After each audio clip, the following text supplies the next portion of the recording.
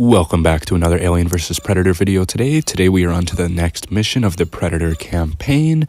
So we're going to go ahead and go into the refinery here. And as usual, of course, we're on Nightmare difficulty, nothing less. Always Nightmare around here. We're going to be going through all three of the campaigns, doing every single mission.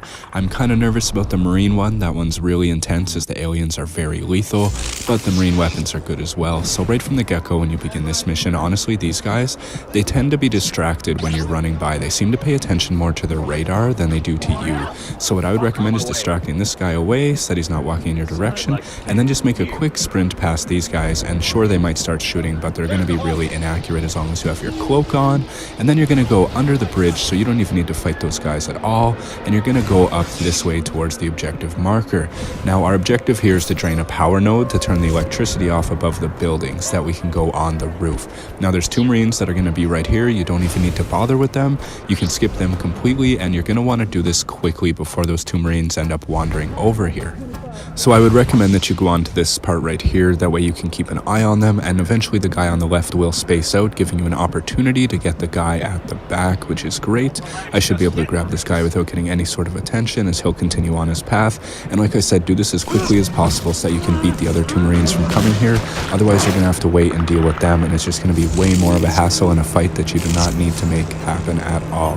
So after you drain this power node, basically you're going to want to just go ahead and get back on the hill here, and then you're going to be able to jump to the location where you can get onto the roof. It is just above where you were there with the Marines. Yeah, and then basically you're going to head on up onto the roof here, and you're going to just smash a turret, and then it will cause a crane to come up towards you, to which you're going to hop on and take the ride down. But there's going to be Marines right when you arrive at the bottom, and it is one of those skippable moments where you don't really have to fight at all. Basically you can take the crane ride up there, or down there I should say, and then once you do get there, the four Marines or whatever are going to space out, and I would recommend that you just run right into the room, and then from there you're able to go down a little pipe that is in the room ahead. It's on the left hand side, and then you don't need to worry about this fight at all. Otherwise it's just annoying. On Nightmare mode I would avoid fighting as much as possible if you can, because if you die you restart all over again.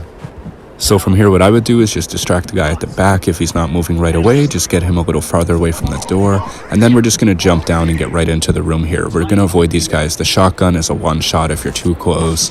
It's absolutely insane on Nightmare. Just definitely skip these guys as much as you can. So we're going to go down and get to the next part here. Now there's going to be xenomorphs coming up after we jump up this little elevator system. Be careful when you are jumping up, because that will kill you if you get crushed by it. That would suck, and you'd have to get over here again. Only a couple minutes work though, so not so bad. But you get up to the second floor. I used to go up to the third, I don't know why, but go down to the second, and you're able to just make a little bunny hop right here, and then we're on to the next part. Now there's going to be a bunch of Marines in this room. I would get right on top of this tractor sled thing, whatever it is, and just kind of observe. You can listen to their conversation, but what I would recommend is just skipping right past it completely, because once you move forward, aliens will begin to spawn and try to grab it at the ground, pull Marines from the rooftop. Kind of cool to watch. And then you're at this area where you kind of have to do a constant left-right turning system. There's going to be aliens in the room which you don't even need to fight. Make a little jump here, and then just continue onwards as you would towards your objective marker, and you skip so much conflict in that area, it's not even funny. And same with this part too. You can completely ignore the aliens trying to get you, as once you progress forward here, they will not pursue you any longer. So what you can see here is the work of some Marines that have destroyed the matriarch queen, and basically if you do the Marine campaign you get to do it yourself, and it's quite interesting. The facehuggers are terrifying. They get you constantly, but right now we need to go ahead and get to this young blood here that is passed, and we're going to destroy him, get rid of his evidence of ever being here, and then we're going to try to escape the refinery. And up ahead there's going to be a great handful of xenomorphs, and basically what we're going to end up doing is getting to a tunnel where there is fire, and above the tunnel, like at the top of it I should say, on the roof part, there is a sprinkler system that you need to destroy. Now you're given the throwing disc. Now that you've looted this young blood, don't forget to grab your trophy belts along the way, but basically jump down this hole, and then we're going to go immediately over to where the fire is and engage that system. It is about 30 to 35 seconds that you need to survive. the xenomorph wave here, what I would recommend is just fighting as little as possible, because there's so many, you'll get overwhelmed very quickly.